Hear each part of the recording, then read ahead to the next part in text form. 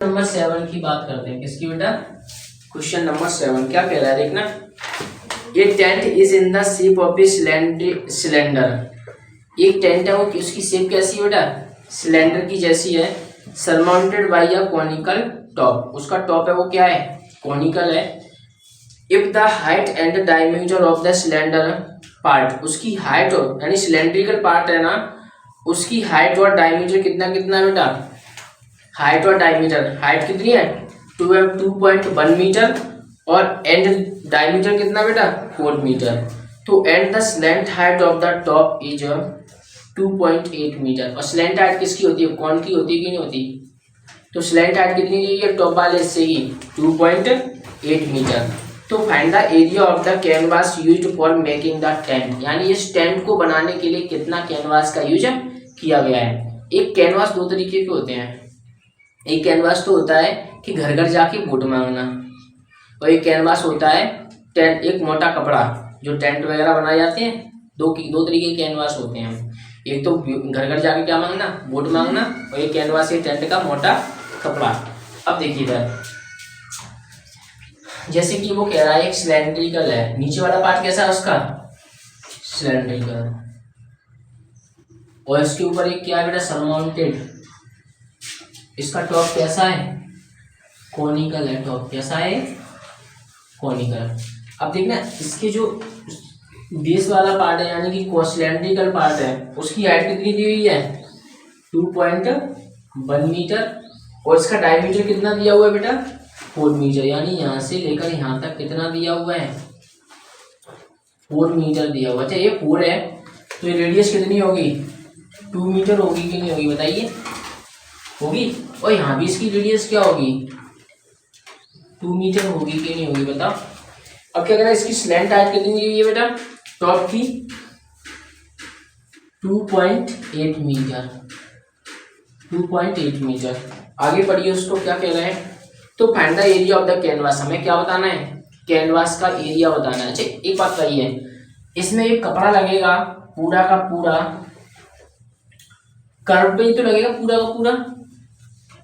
जैसे दीवार बनी हुई है चारों तरफ, तो एक जगह तो खाली है ना पूरी की पूरी, है कि नहीं है? तो ऐसे कपड़ा लगेगा तो इसका कर्व बनेगा और इसका भी कर्व बनेगा। बनेगा कि नहीं बनेगा? तो जितना कपड़ा यूज होगा तो इनकी जो कर्व सरफेस एरिया होगा। अच्छा एक सिलेंडर में उसने क्या किया, इसको भरा। अगर ये कर दूंगा, ए वाला पार्ट लगा दूंगा, ए वाला, तो ए वाला भी मना किया उसने, ये नहीं लेना है हमें पार्ट। तो केवल क्या होगा? ए वाला, ए वाला, ए वाला। यहाँ कपड़ा कितना यूज किया गया है। जमीन पे भी यूज ना करने के लिए क्या गया, उसको पढ़ो तो आगे बोला है उसमें, not the base of the tent will not be covered with canvas. यानी बेस क्या है? कैनवास से कवर नहीं किया गया है। ये कह रहा है। अब वो कह रहा है कि इस कपड़े की रेट कितनी है। अगर तुम 1 मीटर स्क्वायर कपड़ा खरीद के लाओगे तो कितने का पड़ेगा? 500 रुपए का। तो तुमने टोटल कितना कपड़ा खरीदा है? टोटल कितना कपड़ा लगा है इसमें? इसके कर्व बनाने में और इसका कर्व बनाने में जो कपड़ा लगेगा वही टोटल कपड़ा खरीदा गया है कि नहीं खरीदा गया बताइए। हाँ तुम सोचो कहाँ देखना। गिवन क्या है बेटा? गिवन है मुझे क्या? Height of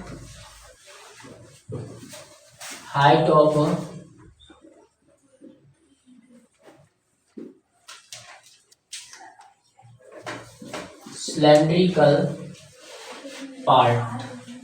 H equal to कितना बेटा? 2.1 मीटर है कि नहीं है? सिलेंड्रिकल पार्ट की हाइट कितनी है? 2.1 metre.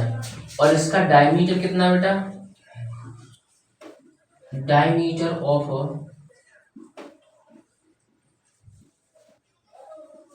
Cylindrical part 2r equal to कितना बेटा?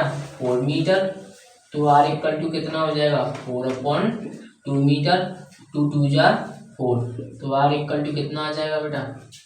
2 मीटर आ जाएगा। अब मैं इसकी कौन की बात करूँ तो अगर जितना डायमीटर यहाँ है उतना ही डायमीटर यहाँ भी है कि नहीं है? तो देखिए यहाँ पर भी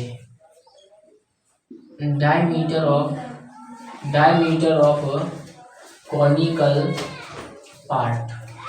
पार्ट का डायमीटर 2r वो भी होगा 4 मीटर।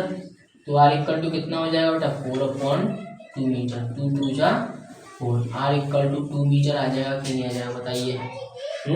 स्लैंट हाइट दे रहा है वो, slant height of cone, slant height of conical part. L equal to कितना दे रहा है बेटा 2.8 मीटर, जो हो जाएगा 2.8 मीटर। अच्छा फाइंड क्या करना है बेटा, फाइंड क्या करना है, देखो क्या फाइंड करना है, find the area of the canvas कह रहा है, और find the cost of the canvas, यानी ये कह रहा है एरिया ऑफ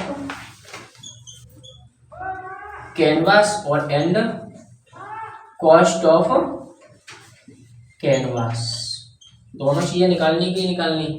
और वो एक चीज और कह रहा है कि 1 मीटर स्क्वायर का कितना पैसा लेगा, 500 रुपये लेगा कि नहीं लेगा। तो देखो सॉल्व करते हैं इसको। तो पहले तो मुझे टोटल कपड़ा चाहिए कि नहीं चाहिए, टोटल कैनवास चाहिए कि नहीं चाहिए। तो देखना यहाँ पे क्या हो जाएगा, टोटल एरिया, देखो सॉल्व करते हैं इसको। एरिया ऑफ कैनवास, कहाँ कहाँ कपड़ा लगा हुआ है, कौन बनाने में लगा हुआ है और सिलेंडर बनाने में लगा हुआ है। तो देखना शॉर्ट में लिख देते हैं CSA, यानी कि curve surface area of cylinder,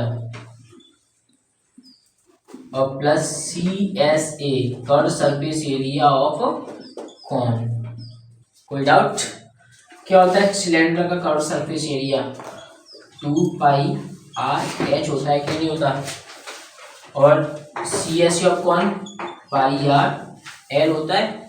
अब देखो इधर 2πr कॉमन आ रहा है कि नहीं आ रहा, दोनों में से आ रहा है पाई, तो यहाँ से पूरा का पूरा πr कॉमन ले लीजिए, क्या बचेगा 2h + l, पाई की वैल्यू 22/7, r कितना दिया हुआ है बेटा 2 मीटर है कि नहीं है, तो यहाँ पे ये हो जाएगा 2 मीटर, 2 × हाइट कितनी है बेटा 2.1 मीटर है कि नहीं है, तो ये हो जाएगा 2.1 metre plus slant height 2.8 metre, 2.8 metre.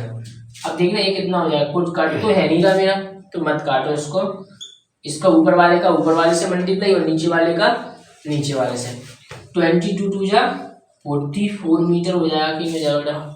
अब इसको देखना 2.1 का इससे करूंगा तो 2 × 2 2 2 जा 4 4.2 मीटर और प्लस 2.8 मीटर हो जाएगा। तो ये अपन में 7 भी तो आएगा कि नहीं आएगा, देखो क्या हो जाएगा ये 44/7 मीटर। कोई डाउट,